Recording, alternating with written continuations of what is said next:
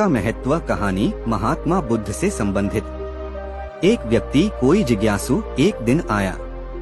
उसका नाम मौलुंक पुत्र था। एक बड़ा ब्राह्मण विद्वान 500 शिष्यों के साथ बुद्ध के पास आया था। निश्चित ही उसके पास बहुत सारे प्रश्न थे। एक बड़े विद्वान के पास ढेर सारे प्रश्न होते ही हैं, समस्याएं ही समस्याएं। बुद्ध ने उसके चेहरे की तरफ देखा और कहा, मौलुंक पुत्र, एक शर्त है। यदि तुम शर्त पूरी करो, केवल तभी मैं उत्तर दे सकता हूँ।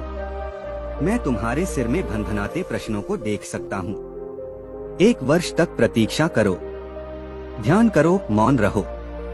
जब तुम्हारे भीतर का शोरगुल समाप्त हो जाए, जब तुम्हारी भी की बातचीत रुक जाए, तब तुम कुछ भी पूछना और मैं उत्तर दूंगा। यह मैं वचन देता हूँ। मौलुंक पुत्र कुछ चिंतित हुआ। 1 वर्ष केवल मौन रहना और तब यह व्यक्ति उत्तर देगा। और कौन जाने कि वे उत्तर सही भी हैं या नहीं। तो हो सकता है 1 वर्ष बिल्कुल ही बेकार जाए। इसके उत्तर बिल्कुल व्यर्थ भी हो सकते हैं।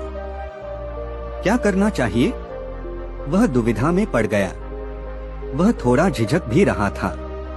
ऐसी शर्त मानने में इसमें खतरा था। और तभी बुद्ध का एक दूसरा शिष्य सारिपुत्र जोर से हंसने लगा। वह वहीं पास में ही बैठा था, एकदम खिलखिलाकर हंसने लगा। मौलुंक पुत्र और भी परेशान हो गया। उसने कहा, बात क्या है? तुम क्यों हंस रहे हो? सारिपुत्र ने कहा, इनकी मत सुनना, ये बहुत धोखेबाज हैं। इन्होंने मुझे भी धोखा दिया। जब मैं आया था, तुम्हारे तो केवल 500 शिष्य हैं, तेरे 5000 थे। मैं बड़ा ब्राह्मण था, देश भी में मेरी ख्याति थी। इन्होंने मुझे फुसला लिया। इन्होंने कहा, साल भर प्रतीक्षा करो, मौन रहो, ध्यान करो और फिर पूछना और मैं उत्तर दूंगा। और साल भर बाद कोई प्रश्न ही नहीं बचा। तो मैंने कभी कुछ पूछा ही नहीं और इन्होंने कोई उत्तर दिया ही नहीं। यदि तुम पूछना चाहते हो तो अभी पूछ लो। मैं इसी चक्कर में पड़ गया। मुझे इसी तरह इन्होंने धोखा दिया। बुद्ध ने कहा, मैं अपने वचन पर पक्का रहूंगा। यदि तुम पूछते हो तो मैं उत्तर दूंगा। यदि तुम पूछो ही नहीं तो मैं क्या कर सकता हूँ? 1 वर्ष बीता। मौलुंक पुत्र ध्यान में उतर गया और मौन होता गया। भीतर की बातचीत समाप्त हो गई। भीतर का कोलाहल रुक गया। वह बिल्कुल भूल गया कि कब 1 वर्ष बीत गया। कौन फिक्र करता है? जब प्रश्न ही न रहे तो कौन उत्तरों की फिक्र करता है?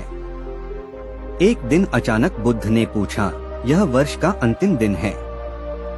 इसी दिन तुम 1 वर्ष पहले यहाँ आए थे और मैंने तुम्हें वचन दिया था कि 1 वर्ष बाद तुम जो पूछोगे मैं उत्तर दूंगा। मैं उत्तर देने को तैयार हूँ। अब तुम प्रश्न पूछो। मौलुंक पुत्र हंसने लगा और उसने कहा, आपने मुझे भी धोखा दिया। वह सारिपुत्र ठीक कहता था। अब कोई प्रश्न ही पूछने के लिए नहीं रहा। तो मैं क्या पूछूं? मेरे पास पूछने के लिए कुछ भी नहीं है।